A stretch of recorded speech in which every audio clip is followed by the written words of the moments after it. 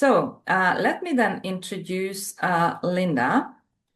Linda Cook is a professor emerita in the Political Science and Slavic Studies Department at Brown University and an associate of the Davis Center for Russian and Eurasian Studies at Harvard University.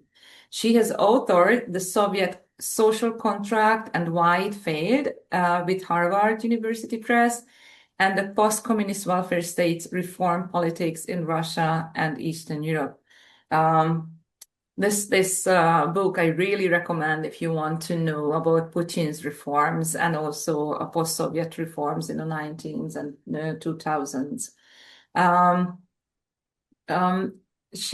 Her most recent book, which I hold in my hands here, it is also a wonderful contribution now on a little different but also still related topic, which she will cover in her talk today, is on welfare nationalism in Europe and Russia, the politics of 21st century exclusionary and inclusionary migrations that came out last year with Cambridge University Press.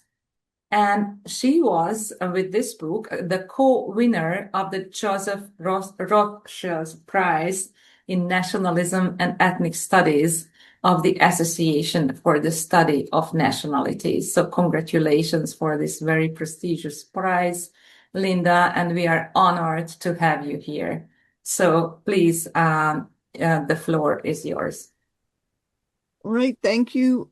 So part of the reason that I decided to study immigration, welfare and immigration was because at some point I realized that in Russia, which was the society I predominantly studied, really the most excluded and marginalized group of people were a growing group of labor migrants. And so I decided that to study welfare really in the contemporary period, it was not sufficient to look only at what the state provided to its citizens in a formal sense, but also to what welfare meant for the larger population that was in these societies, but often excluded from citizenship and welfare. And from this, I developed a project that ended up looking also at immigration from the Mideast and North Africa to Europe and its effects. So I just want to start with a little vignette in the country that's I'm not really covering, but the main routes into Britain, the Channel, and I can't see quite all of this, but the Channel and the tunnel crossings were heavily fortified by walls, razor wire, and a panoply of sophisticated surveillance technologies. Standing sentinel over this militarized apparatus are state border officials and public and private security guards. So I want to explain in my presentation how we got to the point that entry to Europe is so heavily securitized and that there's so much of an emphasis on preventing people from coming into the country. So I want to begin with the concept of welfare nationalism. It comes from the literature on migration and welfare. It is defined as the observed reluctance of those belonging to a national state to share welfare benefits with outsiders. And I believe that this reluctance has increased in recent decades because of the deterioration of labor markets I'll stay with Europe, in European countries, the growing casualization, part-time work, exclusion of insurance mechanisms, that this has made people more protective, more defensive of the benefits they do have. My research is especially concerned with refugees' integration into welfare states, labor markets, and their social inclusion and access to legal employment, healthcare, education, and social assistance. Social inclusion is based on the judgment of the receiving society, whether those coming into the society, migrants and refugees, are deserving to be a legitimate part of the community of welfare receivers. And again, there is this increasing reluctance to include newcomers because of deteriorating labor markets, as well as retrenchment of welfare states in the receiving states. So I think that there are two there are two basic factors that are driving the increasing exclusionary pressures toward migrants, what one author has called the toxic mix of austerity and migration. Economic drivers include deteriorating labor markets in Europe since 1980s, the rise in non-standard and informal employment, and contracting welfare states, retrenchment from the 1980s, austerity from 2008 and the euro crisis into 11-12. All of these coinciding with the large influx of migrants that I will talk about in a minute. At the same time, this increase in international migration in Europe and Eurasia that began with the collapse of the communists of the Soviet Union and the communist regimes in the 1990s and has really skyrocketed since 2000, with Mideast and North African refugees and labor migrants coming to Europe, also Ukrainian refugees to the European Union, and other migrations within Europe and Russia. So that the simultaneity or the mixing, the meeting of austerity, which makes European citizens of European states, I think, less willing to share. There's less for them to share with outsiders, and the increase in the numbers of people coming into their societies. So I developed a typology of deservingness as it applies to migrants and refugees coming into established welfare states. And I think that there are four main determinants of deservingness. That is of the willingness of nationals to include and share welfare and other goods, other resources with migrants. The first and most important is an ethnocultural distance or closeness. When I look at all of the several migrations, and I'll talk about two of them today, the single most important factor in the reception of migrants is their ethnocultural closeness or distance from the majority population in the receiving state. The second factor is their need or vulnerability versus autonomy. So people who come in as refugees from what are clearly war-torn states, who are broadly recognized to be in need, to be vulnerable, to have no other choices except to leave their home countries because of persecution or conflict, are seen as more deserving, more needy than those who are seen as autonomous agents. Labor migrants are seen as autonomous agents who come to European countries in order to improve their life chances, but not because they are in extreme need or face the risk of persecution. The third factor is fiscal burden or fiscal contribution, the perception in the receiving society whether the migrants are likely to benefit their economy or detract from it, have large costs. And the fourth, largely much less acknowledged or recognized in the literature, is the implications of the migrants for security, whether they enhance the security of the receiving society or increase or threaten its security, present threats to the well-being and feelings of safety of the populations. Now, somehow there's this thing. Okay, so this is a chart that shows the increase in asylum applications in the European Union from 2008 to 2002. We can't really get an accurate estimate of migration, but asylum application serves as a fairly good proxy. So you can see migration began to increase. It had been at a level of about 200,000 a year. It began to increase in 2011 in response to the wars in the Mideast. And then it increased, it really peaked in 2014, 2015, and 2016, and then fell quite precipitously back to close to previous levels by 2017. So I'll show this figure again, but I want you to keep this figure in mind because I believe that it is, or I will argue that it is a major factor fueling the rise of populist parties and populist politics in Europe during this period, as well as the European response, which is the securitization and externalization of borders. I can't quite see this whole chart, but I think you can.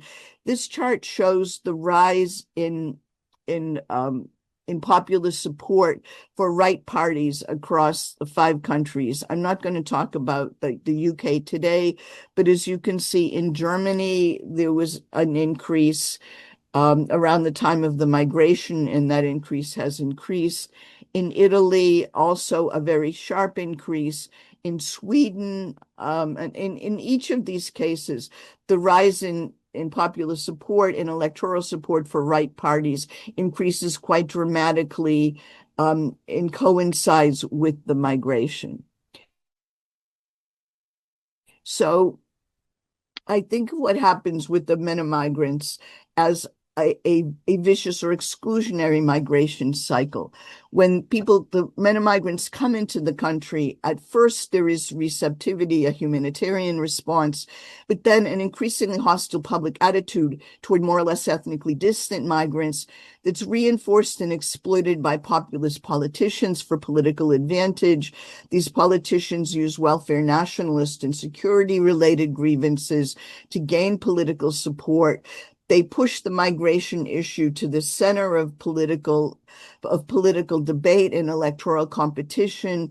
The mass media amplifies grievances and threats, and the outcome is policies of exclusion and securitization. The cases that I look at, Germany, Poland, Italy, and Sweden, were all governed by mainstream or centrist parties in 2015. Largely because of geography, the effects of the MENA migration varied greatly in terms of the rapidity and scale of the inflow and the mix of war refugees, who were generally considered to be legitimate refugees, and economic or labor migrants who were not considered legitimate refugees. These countries also differ in their migration histories. Germany and especially Sweden have been open. Sweden considered itself for long an exceptional country that was open and welcoming to migrants. Italy and Poland have been relatively closed to migration in the past. So these countries vary in terms of how they were affected by migration in their history, but they all started with centrist governments and ended up with either populist governments or significant populist parties by the end of 2016. This is a map that shows the inflow of migrants into Europe in January to July 2015. I tried to find maps that didn't make this look like an invasion, and I failed. But I don't view it that way. This is just an inflow, and there are 2 things that I want to point out here.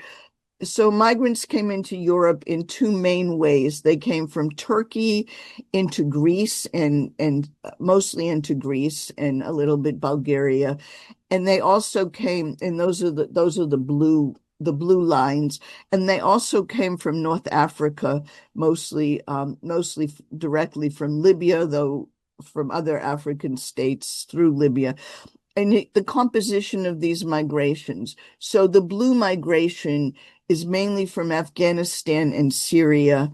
And the red migration is also substantially from Syria, but also from, the red migration is mainly from Eritrea, Nigeria, and other sub-Saharan African countries. So these are 2 very different streams of migration. They can be differentiated by the composition of the migrants.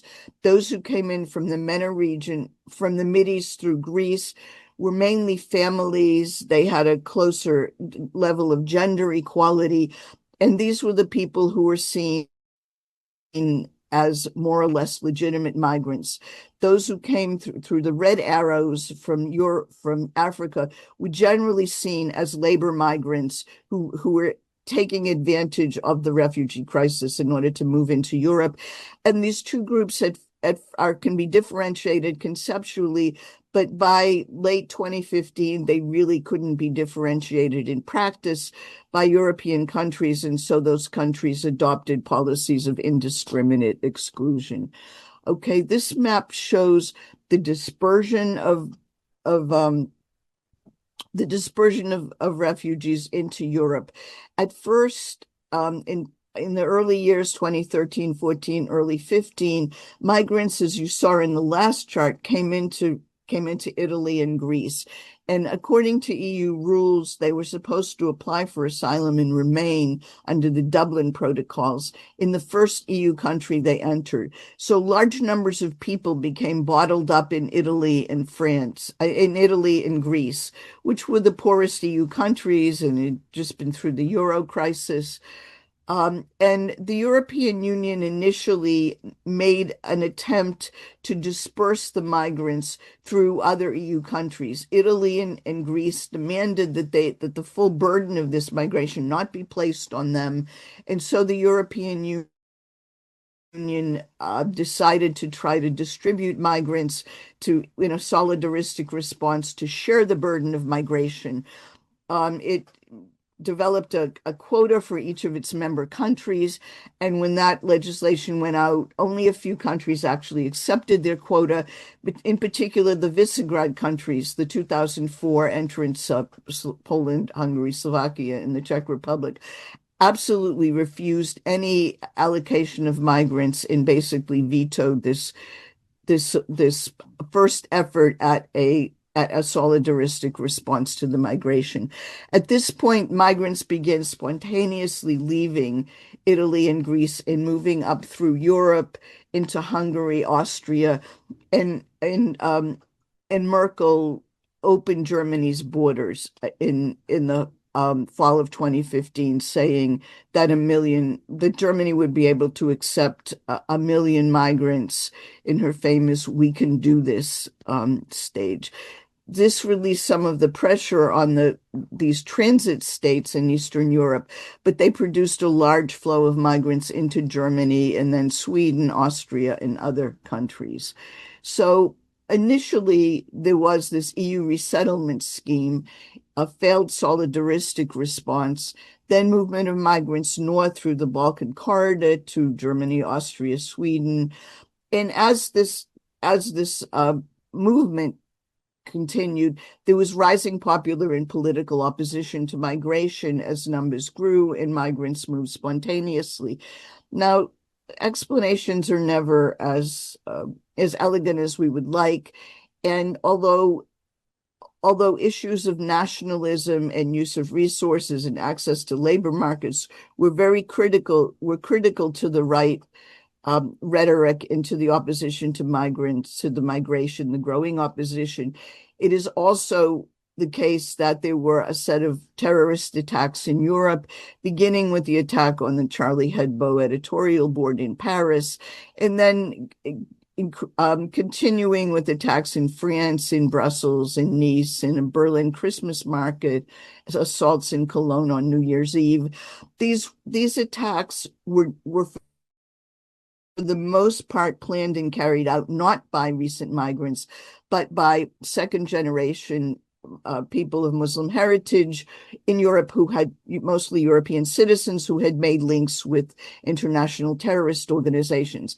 Nevertheless, the migrants were, of course, blamed, and it became the sort of daily fare of the tabloid media and the populist press to put the face of terrorists on migrants and to emphasize the threat to Europe, the existential security threat, and again, the irresponsibility of the mainstream European elite and the European Union in putting the well-being of outsiders over the fundamental security needs of its population.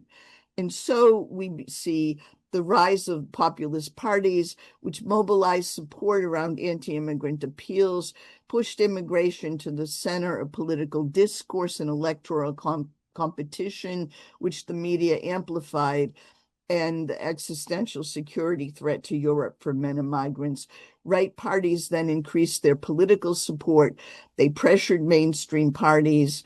Popular attitudes and populist political mobilization I see as mutually reinforcing. I don't think it's possible to say that one caused the other. I think there has to be a core of popular opposition to begin with, and then that can be mobilized and the anti-migrant message amplified, and that is certainly what right parties do. So I look at four parties Alternative for Germany, Sweden Democrats, 5 actually, because Italy has 2, Italy's League, and the Five Star Movement. Now, these parties, none of them started with migration as a major issue in their portfolio. Alternative for Germany was established in 2013. It was anti-Euro, wanted Germany to stop subsidizing the southern states. The Sweden Democrats were established in 1988.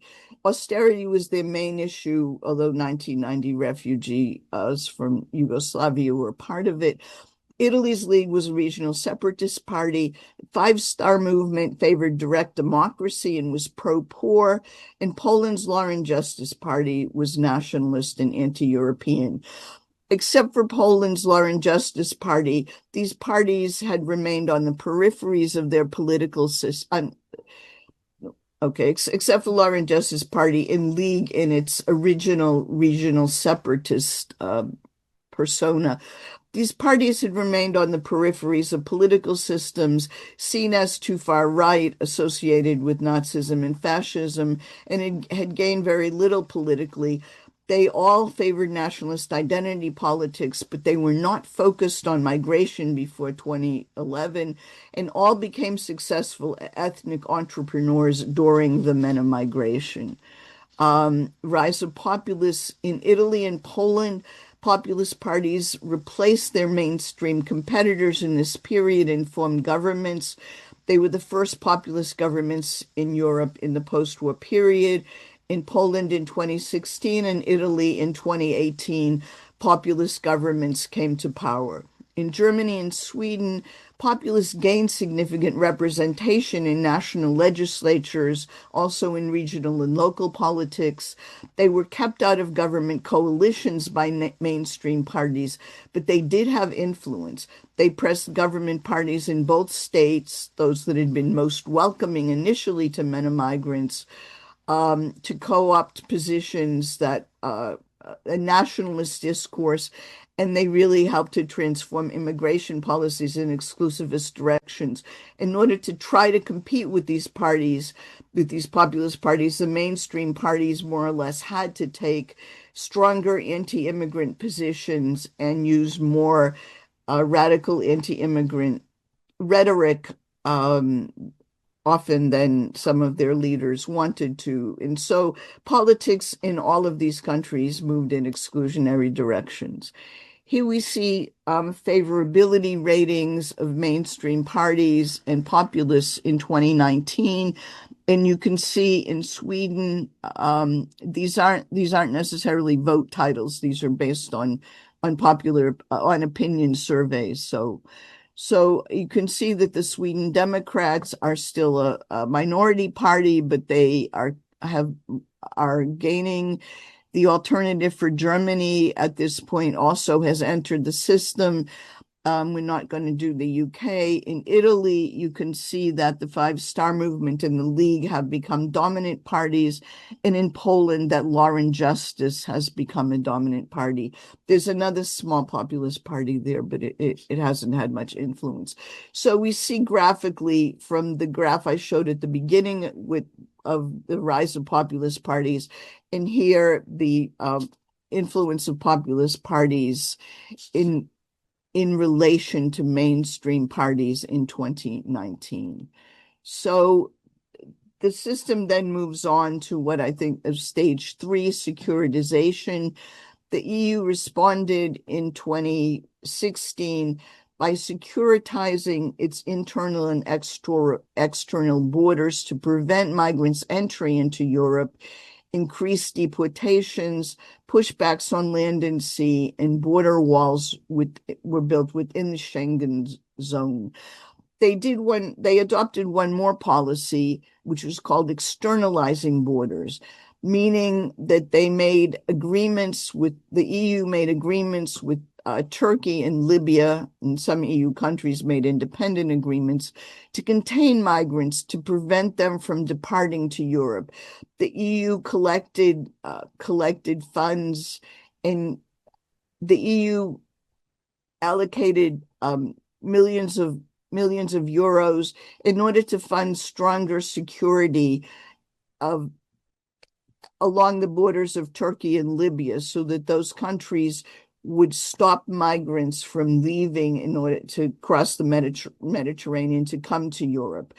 Libya in particular was an authoritarian state at this point, and they strengthened the security apparatus of that state along with Turkey and later other authoritarian states. So these policies succeeded in bringing down migration. And you can see in 2016 to 2017, in the period in which these policies were implemented, migration fell dramatically.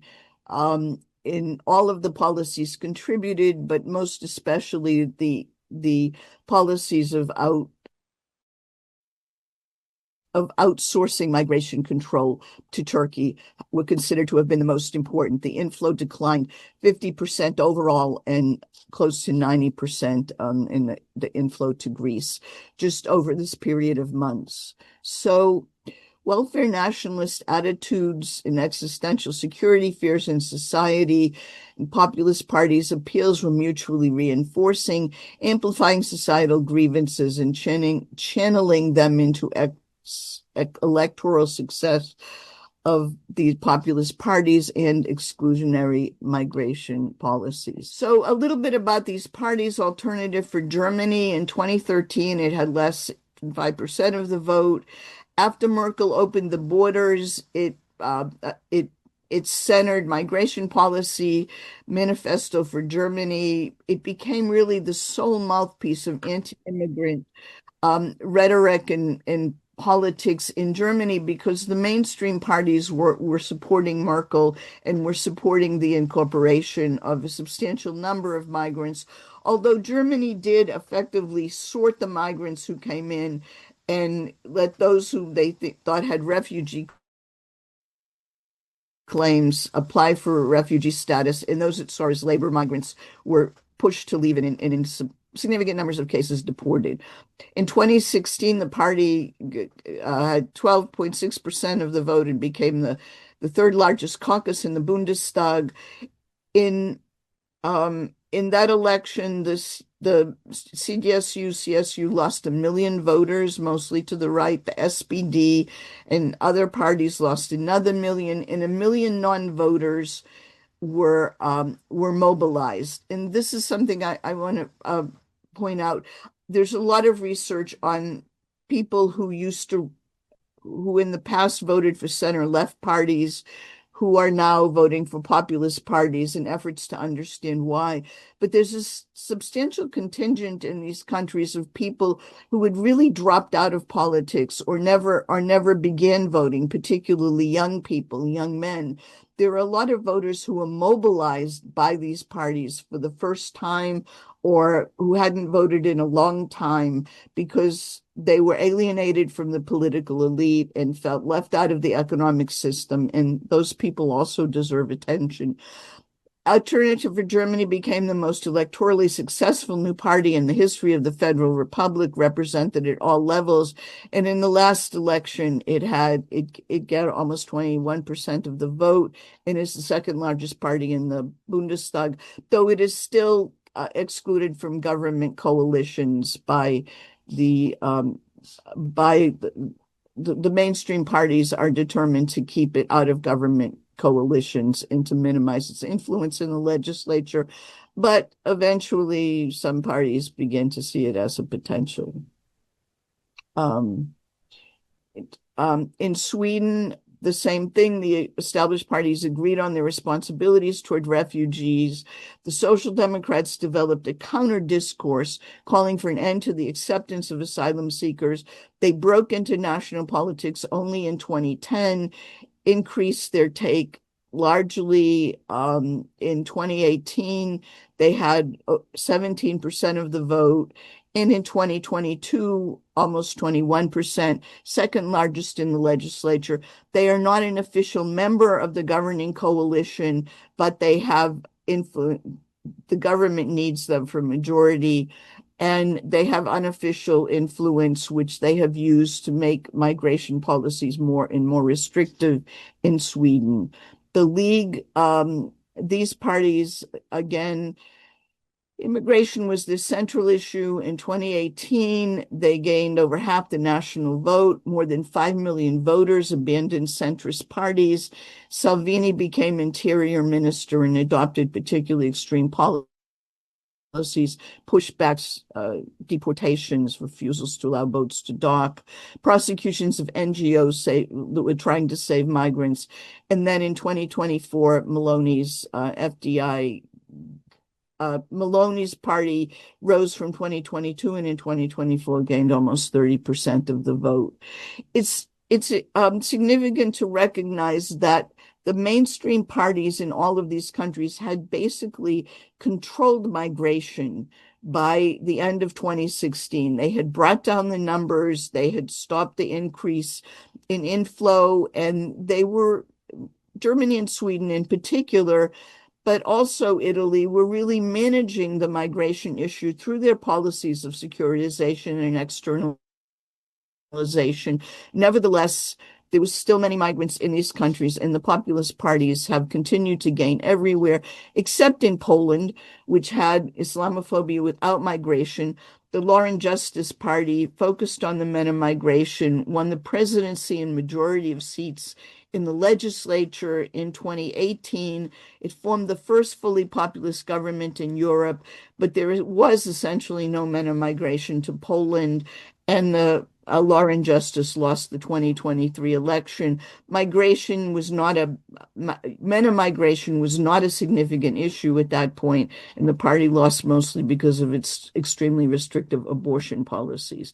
Now, I want to talk about, I said there were exclusionary migrations and inclusionary migrations. So now I want to talk for a few minutes about the exclusionary migration. As you all know, in February 22nd, 2022, Russia invaded Ukraine. And in response to this invasion, the European Union passed what it's called a Temporary Protection Directive. This directive had been on the books of the EU. It had been available for more than 20 years. It was developed after the migration from Yugoslavia in the 1990s, but it had never been activated. There had been proposals, they never gained enough support. Now, unanimously and very quickly in early 2022, the European Union activated the Temporary Protection Directive in response to a mass influx of displaced people from Ukraine. It provided immediate and collective legal entry and temporary social protection in any EU state, as well as harmonized social rights across the European Union. And it applied to Ukrainian citizens, permanent residents, and those with refugee status who were living in Ukraine on February 24th, 2022. So this was a civic definition. It was a question of citizenship or permanent residency, not an ethnic category. And it was not asylum. It didn't involve people making an individual application. It provided only temporary protection for 3 years at this point. Okay, so the Ukrainian migration quickly became the largest and most condensed to Europe since World War II. By March 2022, 650,000 refugees had entered the EU along its eastern border. By July 2022, nearly 6 million Ukrainian refugees were estimated to be in EU countries. More than 5 million were registered for temporary protection. Largest numbers were in Poland and Germany, but also Italy and Sweden.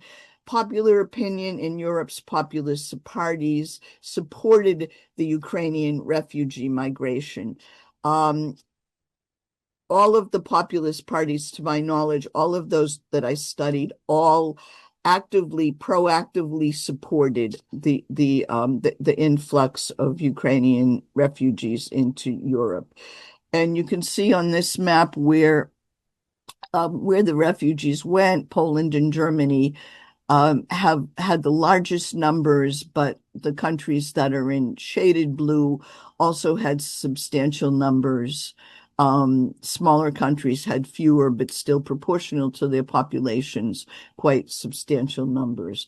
So, and in terms of popular opinion, I take the voting for populist parties as a barometer of the rising opposition to migration in the other European countries. Here, this is already 6 months into the migration when in the beginning support was even higher. Should your country accept refugees from Ukraine? The dark green line are the people who say yes, and they are a substantial majority, more than 3/4 in every one of these countries, and we're higher at the beginning of the migration.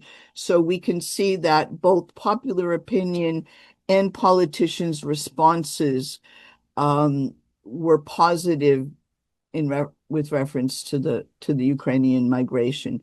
Now, the question is why? Why are Ukrainians deserving, much more deserving? They were given the right to come into the country. Their entry was facilitated.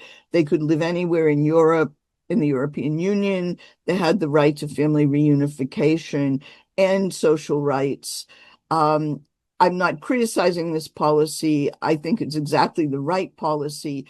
But the difference in the treatment of the Ukrainian refugees and the Mideast, even those from the Mideast, even those who are accepted, whose refugee claims who were allowed to apply for asylum because of the assumption that they were refugees, the Ukrainians were treated in an entirely different way.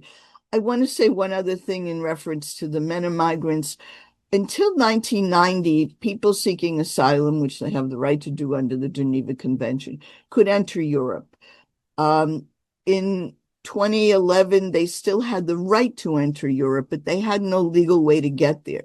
In the 1990s, the EU put into place visa restrictions and carrier sanctions, which meant that any legal carrier who brought someone into the European Union without legal documentation of the right to be there would be fined.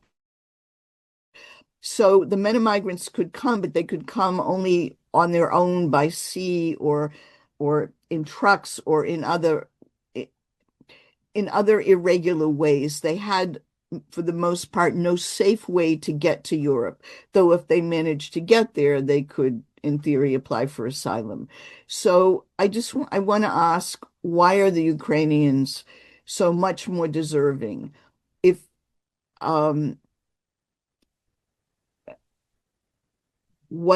what about them makes them so much more deserving of inclusion and humanitarian treatment than the migrants, particularly the refugees, the people from the wars, even in the Mideast? What makes them different? Why is 1.5 million people from the Mideast coming into Europe creates a huge crisis of governance? But 5 or 6 million they can't be accommodated. It overwhelms the organization. But 5 or 6 million Ukrainians coming into Europe is manageable. Why? If we think about identity, the four bases of deservingness: identity, need, contribution, and security. The Ukrainian migrants meet those. The MENA migrants don't meet some of those from Syria or Afghanistan, Iraq meet the need criteria. They don't meet identity. They were generally not seen as contributing. And then they became, when they were cast as terrorists, a threat, an existential threat to European security. And okay, if we look at the Ukrainians, they have cultural closeness, especially to the Slavic populations for the West. And as a questioner said, Ukrainians were already working, large numbers of Ukrainians were already working in many European countries. Some of them worked as housekeepers and the plights of their families were seen as sympathetic by the families for whom they worked. So the identity factor, although it's not equally pertinent to all of the countries, was the key one. And I had to conclude, especially after the Ukrainian migration, that identity is the key factor in whether receiving countries are willing to share, are willing to incorporate and integrate migrants. It's clear that they were vulnerable and lacked control. The war was very well known. In fact, it was threatening to Europe. They were fleeing war and destruction that was seen nightly on TV in Europe. Most were women and children. There were few young or middle-aged men. So they were vulnerable and also unthreatening. That is, there was no fear of terrorism or even violence from this group of people. They were relatively well educated, so could contribute to the economy. Even though this was a large migration, including many women and children and older people that would have substantial costs in the early stages, they were seen as people who could contribute to the economies. And of course, security is absolutely reversed. The fear of invasion, Ukrainians defend our freedom and prosperity, not only their own. I think the security factor is the other critical one. I think that, absent Russia's invasion, 5 million Ukrainians would not have been readily welcomed into Europe and provided with social rights. That the fact that they contributed to the security of Europe, and particularly of the East European states, was a critical factor in the empathy extended to them. One of the sort of striking observations I made in reading the press is that MENA migrants were usually discussed in terms of the kinds of threats they brought into Europe, both security threats, but also threats of disease, of illnesses. When the press wrote about the Ukrainians, it wrote about them in very sympathetic ways, often expressing concern for their mental as well as physical health. And somehow that encapsulates the difference in attitudes toward the two groups. There's one more thing I want to say, because reality never fits frameworks. I think that there's one other factor that drove the extreme exclusion of people from the Mideast. And that is to say that as the migration continued, people were coming from more and more countries. So at the beginning, it was mostly Syria, Iraq, Afghanistan, Eritrea. But over time, migrants began coming from more than 20 countries, including some in Southeastern Europe. And many of them came not because there were wars in their countries, but because they were poor, there was hardship, there was drought. And I think that the Europeans, in a sense, panicked. They had the sense that if they didn't control this migration, it could become very large. Whereas a migration from a country that's at war, even Ukraine, they know this is one country, there's a finite number of people, probably the war will end and they'll go back. And even if they don't, it's a finite number of people who will come. Whereas the MENA migration raised a kind of anticipatory fear that there would be a very large and uncontrollable migration to Europe. And I just mean that. I just want to say that because I know there's a large element of racism in the differential treatment of these people, but it wasn't only that. I think the security threats and the threats were very real, although the securitization in its extent is quite ugly. Okay, so I have also an inclusionary migration cycle in which there is receptive public opinion in the host majority population of ethnically close migrants, high-level political support of migrants deserving of some contributions, their legal entry is facilitated, elites are proactive in the management of welfare and other grievances that do emerge in their society. There's positive sympathetic representation in the media, and this leads to policies of inclusion. The question whether inclusion will be sustained is an important one. Ukrainian refugees are still largely included in Europe. There are compatriot resettlers in Poland and Germany, in other countries. And I'm interested in trying to extend this framework to the Mideast, particularly to Syrian refugees, to Turkey, who were also invited at the beginning of the attacks against the Assad regime because Turkey was an enemy of the Assad regime. Finally, the right parties favored the right parties, I think, accepted the refugees partly because most of them, not the Polish one, of course, but the others had been very sympathetic to Russia. They accepted the incorporation of Crimea. They opposed sanctions. They had taken pro-Russian positions, and the Russian invasion of Ukraine really put those parties so much on the defensive that I think that was a factor in their enthusiastic acceptance of the Ukrainian refugees. The politics and the geopolitics kind of overwhelmed their ethno-nationalist reservations. Any comments? Okay, I have one more. Okay, but there were after a while stresses on housing markets and like views that refugees should work and pay taxes, and there were eventually criticisms and charges of welfare tourism and milking the state made against MENA migrants, and some more now by particularly the AfD, but still they continue to have the rights they had for the most part. There's a very recent report on the Ukrainian refugees that shows that most of them are still okay in Europe. So comparing inclusionary and exclusionary migrations, I've probably really already said all this. Media denigrate and sensationalize securitization becomes the main European policy. Okay. So unless there are any comments, the continuing political significance of migration, if you read the newspapers. Unless there are any comments, I have one more topic, and that is a little closer to the seminar, the social policies of populist parties.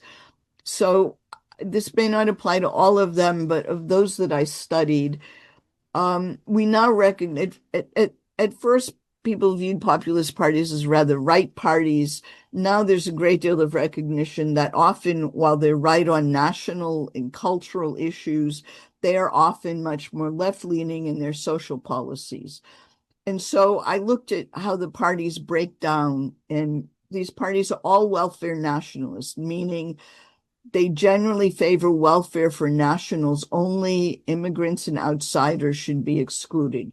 So that's a universal commitment of the populist parties, all those at which I have looked. Populism is, as we know, a thin ideology that can have divergent content, and social policies may be quite varied. So of the parties that I looked at, the AfD and League are right pro-market policies. They favor nationals for welfare, but they do not advocate greater growth of the welfare state or more redistribution within their societies. M5S, the Sweden Democrats, and Lauren Justice are all left-leaning. They favor more egalitarian distribution. They are pro-welfare, anti-poverty. They favor family benefits and higher pensions. The Lauren Justice, when it was in power, as most of you know, implemented a policy of family benefits benefits for all families that nearly eliminated child poverty in Poland. The Sweden Democrats favor a traditional welfare state in which they want more internal redistribution and more egalitarianism generally. and M5S, though it never had the opportunity to implement its policies, has from the beginning advocated a universal basic income as one of its core claims, core policies.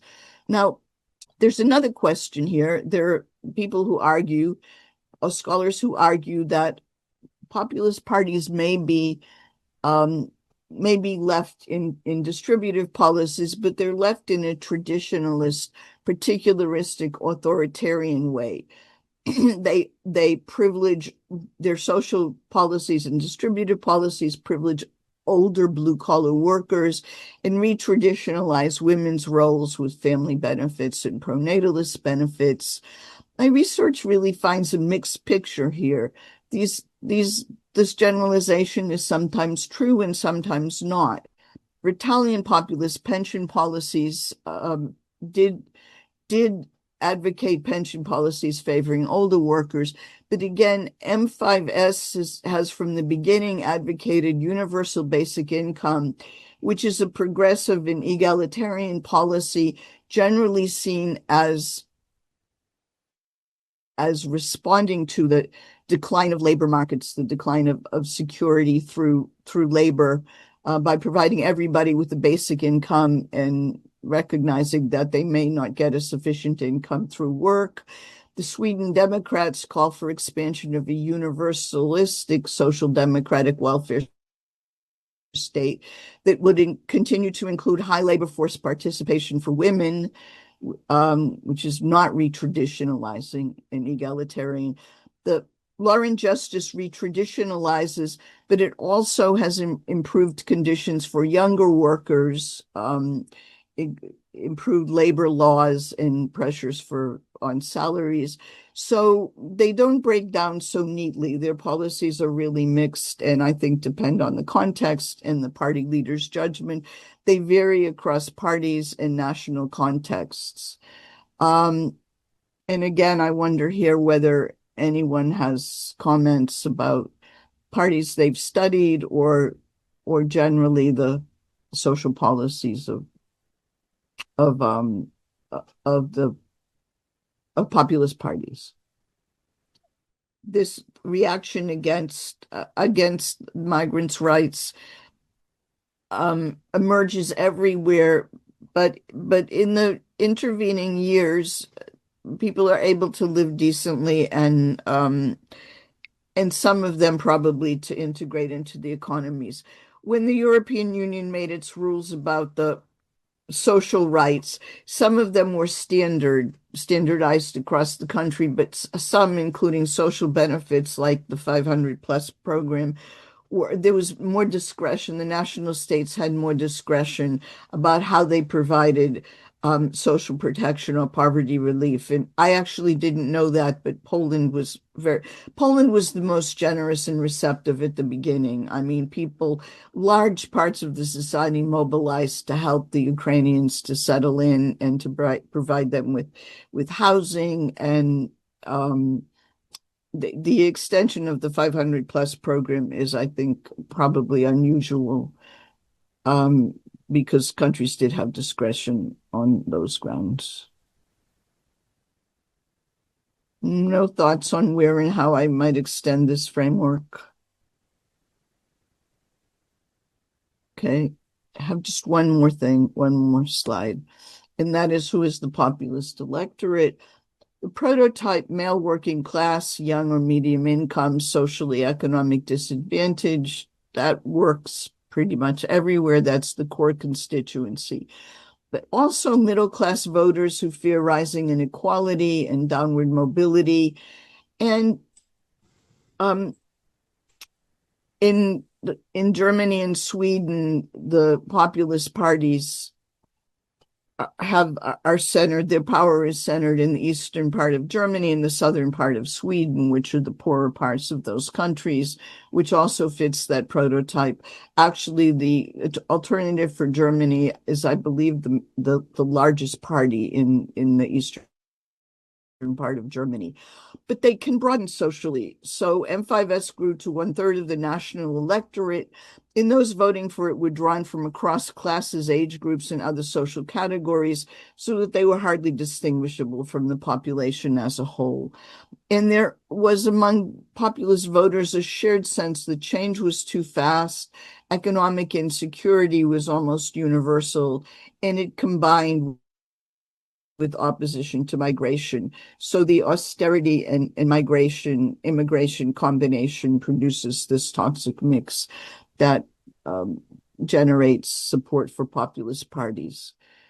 So how do any of you see the future of populist parties in the short term in Europe?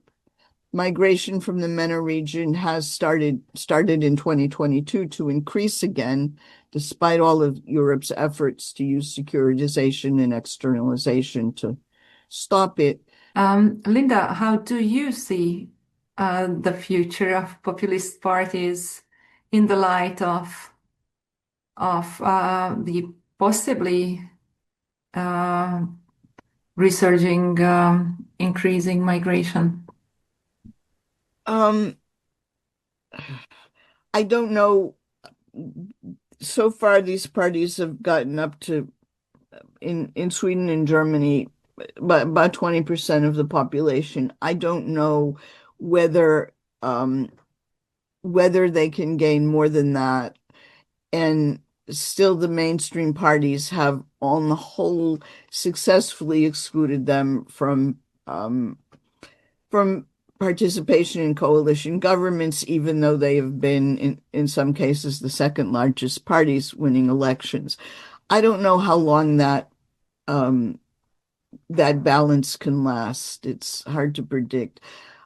I think the future is, migrants will continue to come and Europe will continue to use measures of securitization and externalization to try to block them from coming. And I just think that that's going to be an ongoing process in the foreseeable future because Europe is rich and is in need of labor. It needs a labor force. It needs rejuvenation. It needs young people. Pronatalist policies don't work. And so I think that this process of pressure from the Middle East and Africa and pushback and exclusionary policies on the part of the Europeans will continue. And one of the one of their consequences is a growing underclass of informal workers who have no labor rights, no formal status, no legal rights at all, who are effectively working in these economies. The United States, I've seen all of these issues emerge in the United States in the past year. The extreme hostility to migrants, the issue of border security, um, and the recognition that we need migrants to work, and also to just repopulate some areas, but that and part of the population there's just a huge resistance to having ethnic others, even Hispanics, though we have a substantial group of Hispanics in our population. So I think the process is going to continue, and one would hope that it would become more humanistic, but I'm not terribly optimistic about that.